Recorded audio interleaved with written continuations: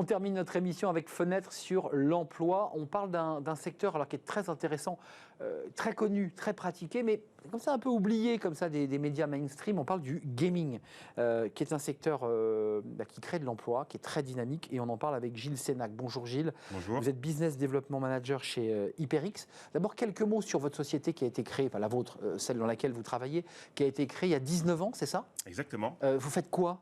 Alors, pour vous le dire très brièvement, HyperX, donc, ça a été créé il y a 19 ans, comme vous l'avez rappelé là.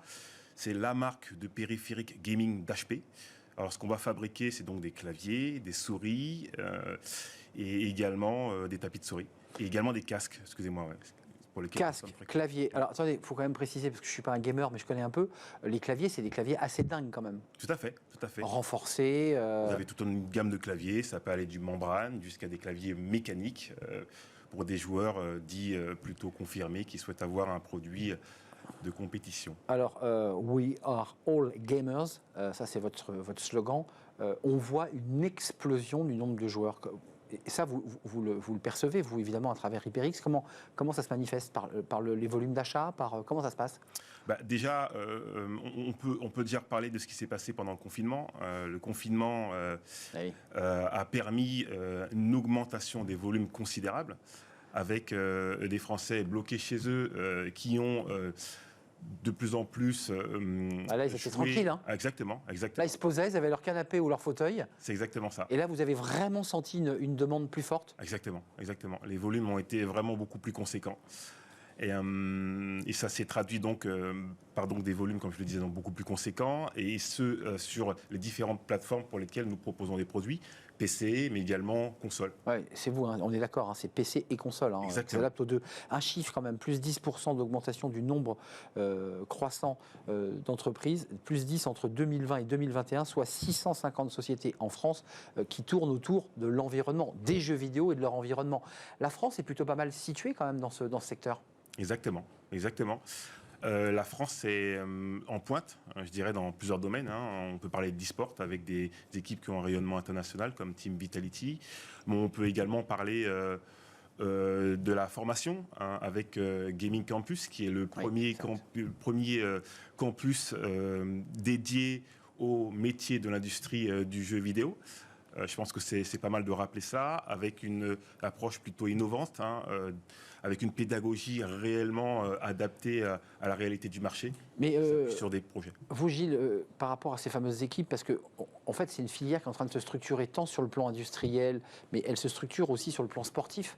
Vous l'évoquez, il y a des équipes professionnelles. Vous leur proposez du matériel particulier, un peu comme pour les joueurs de tennis, ils ont leur propre matériel parce qu'ils sont très exigeants. Exactement. Ça me permet justement de vous rappeler que chez HyperX, nous sponsorisons plus de 25 équipes e-sport. Donc des sportifs, les gamers, hein. Exactement. Ceux qui étaient à Bercy, par exemple, il y avait des... Alors, c'était pas pour le coup des gens qui étaient sponsorisés par nous, mais c'est un excellent événement qui prouve un petit peu l'engouement qu'on peut avoir pour le secteur, encore une fois. Et oui, comme vous l'avez rappelé, en termes d'équipement, oui, nous allons équiper des joueurs e-sportifs dans des équipes avec nos produits, donc des casques, mais également des claviers, également des souris, voilà, pour qu'ils puissent performer lors de leur compétition. Ouais, parce qu'il faut bien expliquer que c'est soit sur des manettes de jeu avec des palettes, soit c'est des souris qui doivent être ultra rapides. Donc c'est une technologie extrêmement fine et pointue pour ces joueurs de niveau. Il faut que ça déclenche très vite. Est-ce que vous avez galéré? Alors, en matière de recrutement, c'est l'entreprise qui recrute, la vôtre recrute. Elle n'a pas de plan de recrutement, mais je sais que vous recrutez. Et est-ce qu'il y a quand même aussi eu des difficultés sur les composants? Parce que c'est vrai que toutes les entreprises qui étaient liées aux composants, vous êtes liés aux composants. Est-ce que c'est compliqué aujourd'hui de continuer à produire et de répondre à la demande? Nous arrivons à répondre à la demande actuelle.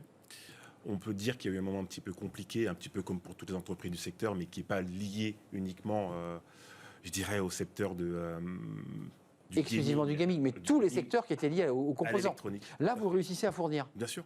Oui. L'avenir d'Hyperix, c'est quoi? On l'a dit, il y a des possibilités d'intégrer vos entreprises. Il y a le sponsoring de ces joueurs. J'ai vu qu'il y a le PSG aussi, j'ai vu qu'il y a des grands clubs qui s'intéressent aussi à créer des teams. Tiens, d'ailleurs, c'est quoi leurs exigences aux pros que vous sponsorisez? Ils ont besoin de quoi? Le clavier, ils ont des demandes particulières sur les souris. Qu'est-ce qu'ils vous demandent? Il faut réadapter le matos? Alors, on n'a pas besoin de réadapter le matériel que nous développons déjà, parce qu'il est développé justement en collaboration avec les équipes que nous sponsorisons. D'accord. C'est eux qui nous aident à développer ces produits-là. Et donc, le produit que nous allons mettre à disposition du consommateur final est aux exigences de ces équipes e-sport-là. Et en termes d'exigences, vous allez voir quoi? En clavier, c'est du clavier mécanique. En casque, un casque qui va leur permettre une très très belle immersion. Avec le micro. Exactement. Parce que le son est important pour pouvoir parler. Oui. Vous avez des perspectives là, on voit que le marché est en train d'exploser. J'évoquais l'événement de Bercy, puis on voit vraiment le nombre de pratiquants. C'est quoi? C'est infini là, le développement. Vous êtes au début d'un développement incroyable, non? Exactement. En termes d'ambition, je pense qu'on est qu'aux prémices de ce qu'on va pouvoir faire sur ce secteur qui est en pleine expansion, avec des perspectives de croissance. Je peux penser au streaming. Actuellement, on le voit, qui est en plein boom. Sur lequel on va pouvoir encore faire de belles croissances. Ça veut dire, Gilles Sénac, que vos développeurs, et j'imagine que vous n'allez pas nous livrer vos secrets, mais que tous les R&D, tous les développeurs de chez vous commencent déjà à penser au gaming de demain.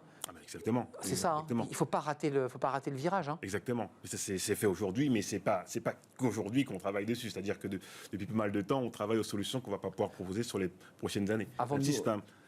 C'est un secteur qui évolue très rapidement, sur lequel il faut savoir s'adapter. Oui, il faut toujours être à la pointe.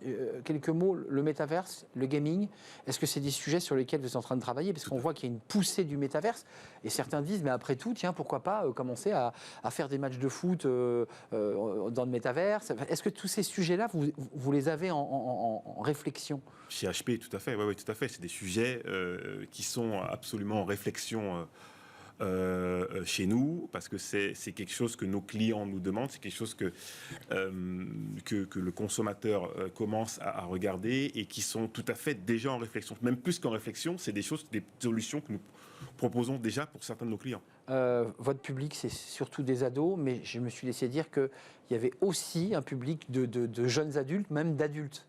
C'est vrai ça? Il n'y a pas que des gamins, quoi. Mais vous l'avez rappelé au début de l'interview, We All Gamers, c'est notre tagline. Nous sommes tous gamers. C'est ce qu'on dit chez Hyperix. De 7 à 77 ans, comme Tintin, quoi. Exactement, c'est ça. Donc, ouais, on a le gamer jeune, mais on a également des gamers beaucoup plus âgés. Donc, tout le monde joue. En France, pour le rappeler, c'est combien? C'est presque un Français sur deux qui joue. Attention, c'est comme l'alcool à consommer avec modération. L'idée, c'est pas passer ses nuits non plus devant la console et de bouffer sa vie, parce que c'est aussi un vrai sujet. Merci Gilles Sénac d'être venu nous éclairer sur à la fois le gaming et puis sur les enjeux technologiques que vous portez. Business Development Manager chez HyperX, avec 25 équipes sponsorisées de sportifs. Bon, aujourd'hui, ce sont des sportifs de haut niveau. Ils s'entraînent, ils font des footings. Il faut être à la pointe pour faire ce sport si particulier. Merci à vous. Merci à vous tous. C'est la dernière émission de la saison. Je voulais remercier et prendre un tout petit peu de temps pour remercier tout le monde. Merci aujourd'hui à Ulysse qui nous a accompagné une bonne partie de la semaine à la réalisation. Merci à Thibaut pour le son. Merci évidemment à Fanny Griesmer. Merci à Lily qui nous a accompagnés pendant 6 mois. Puis je voulais faire un petit clin d'œil à toutes les maquilleuses. Je ne vais pas pouvoir toutes les citer, mais je pense évidemment à Laure, je pense évidemment à Colline, je pense à quelques autres, à Alice, à Morgane, et je ne peux pas toutes les citer, qui nous ont fait beau pendant toute l'année, qui nous ont maquillés. Puis merci à toutes les équipes techniques qui sont derrière, au-dessus, les programmateurs de Bismart et Aurélie Planex, la directrice de la rédaction. Voilà, le tour est complet. Belles vacances à vous. Profitez bien. Attention aux coups de soleil. Et puis on sera là, nous, le 29 août, fidèles au poste pour de nouveaux rendez-vous de Smart Job. Merci à vous. Merci pour votre fidélité et je vous dis très belles vacances. Bye bye.